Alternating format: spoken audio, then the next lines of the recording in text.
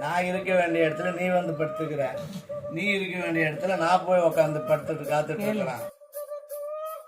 ஏடா இது பாரு, அப்படியே ஒண்ணுமே தெரியாத மாதிரி அப்பா என்னடா என்னமோ ஒண்ணுமே தெரியாத மாதிரி அவ்வளவு அமைதியா படுத்துட்டு இருக்கிறேன். அப்பாவி மாதிரி என்ன சேட்டா பண்றேன்னு போடா வெளியே, வெளியே போய் அங்க போய் படுக்கிற இடத்துல வாடா இருந்துச்சு